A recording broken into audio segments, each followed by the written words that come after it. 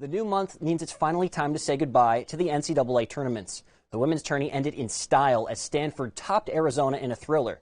The score was at 54-53 with 6 seconds left when Arizona's Ari McDonald got the ball and was triple covered at the perimeter. McDonald forced up a shot that didn't fall, and Stanford held on for the school's first title in 29 years. The men's tournament was a little more in hand. The Gonzaga Bulldogs have something now in common with the 2007 Patriots, as the team went undefeated only to fall in the championship game. Welcome back to Higgins Stadium. The score is 10-5 in favor of the Bombers. I had a chance to speak to Coach Moore as she was heading into the locker room at halftime. She emphasized the need for more physical play and forcing some ground balls into the second half. As for the weather, it's expected to be a big factor for the remainder of this game. And speaking of the Ithaca College baseball team, program legend Tim LaCastro is heading to the Hall of Fame. Okay, no, more accurately, his cleats are, but LaCastro's spikes are going to be enshrined in Cooperstown to commemorate his major league record of 28 stolen bases to start his career.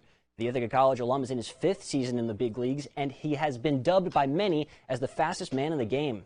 His new theft record is the longest streak of such proportions in the majors since 1951. Well, this is how the stands have looked for the majority of the season. Empty. But come next game day, you can expect to hear the cheers of a small crowd here at Kostrinsky Field. This is in part due to some subtle changes made in New York state legislation, which allows spectators back into the stands. For the players, they're happy to have fans back, but they'll always be focused on the next pitch.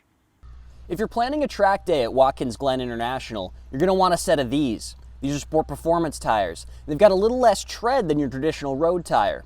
It's going to make sure that when you're burning rubber on the track, you'll still have some left to drive home.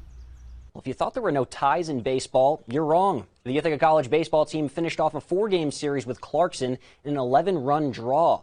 The Bombers came out hot with 7 runs in the first 2 frames, thanks in part to a 3-run homer from Buzz Shirley. As has been the case for most of the season, Shirley and Jack Lynch led the way. The duo went a combined 7 for 11 at the plate and scored 10 of the 11 runs, but that wasn't enough to win the game. Sweet runner, blowing the lead. The gym at Dryden Central High School is filled with some familiar sights and sounds. Arcing jump shots and squeaking shoes have been missing from this gym for over a year. Now, basketball is back, but not without some slight changes.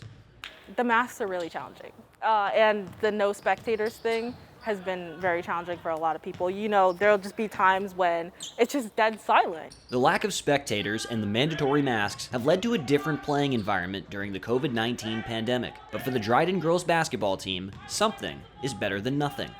I'm really glad to be back, especially because I've been sitting in the house for so long and it's just good to get some exercise. High-risk high school sports in the state of New York weren't allowed to return until February. That's an 11-month-long hiatus. The athletic plan is still contingent on no one county or school district having any outbreaks of COVID-19.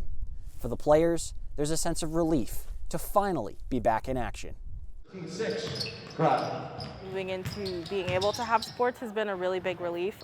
Sports are a huge outlet for me and just for a lot of people, and not having them I know has been hurting a lot of people, not even just like physically, but mentally. Head coach Laszlo Engel sees the difference as well. He knows that the benefits come both on the court and in the classroom. It's a routine, and the more they're in a routine, their grades spike right up, and that's what's happening right now.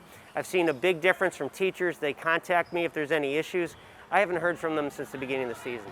It's so far so good, and as long as all health and safety protocols are followed, that routine can continue for a full season. Reporting from Dryden, New York, I'm Sevrin Lavenstein. Ladies and gentlemen, boys and girls, welcome inside Kelsey Partridge Bird Natatorium for the greatest 2 minutes in sports. That's right, it's the Bomberthon 2021 Rubber Ducky Derby. Thanks to your generous donations for the kids, there are 216 ducks running in today's race. Each duck is numbered in correspondence with its name. Some notables to keep an eye on: Quack Sparrow in the number 23 spot. Number 30, Puddles, always a threat to challenge. Quack Frost from the middle position at number 47. Number 51, Release the Quackin'. And then Gus and Duck Norris round out the notable prelim favorites. Someone is even letting their college decision ride on the outcome of this event. I wouldn't be shocked. It seems like we're getting ready for action, so let's take you down to the starting position where the Ducks are in line. And away they go. Sir Quaxalot off to a good start as PJ Ducker makes a strong push from the outside. Now it's Kodak Quack taking the lead here as Patty Ice moves up into a center spot from that third position. Now it's Otto as they near the midway point. Huey and Arnold stride for stride on the outside as they match the pace. Master of the craft moving well. He's out in the early spots. Up to the top 3 position is Schmoney Jr. challenging, inching ever closer towards the end. Who will win? We have some stragglers who won't make it to the finish line, but it looks like Sweeney and DJ Tay are near the front, and a duck has finished. A duck has finished in first. We are awaiting the official results. It doesn't look like it was quite a photo finish, but a good running from each of the 216 at a blistering pace. We await the official times. As mentioned, most of the ducks made it through, but not all. It was a grueling battle from start to finish. An absolutely flying pace set by all the ducks, and here are the results. In third, number 173, it's Ben. Trained and owned by Suzanne Testani, an amazing finish for Ben. Coming in at number 2 at 178, it's the Sweeney family and Patricia Trepagan. So we have our third and second place finishers, but who will be crowned champion? It's DJ Tay from the 43 spot. DJ Tay and Lori Feder, your winners of the 2021 Bomberthon Rubber Ducky Derby. A special thank you to all who participated in this 2021 event. Your winners will be contacted by Bomberthon officials.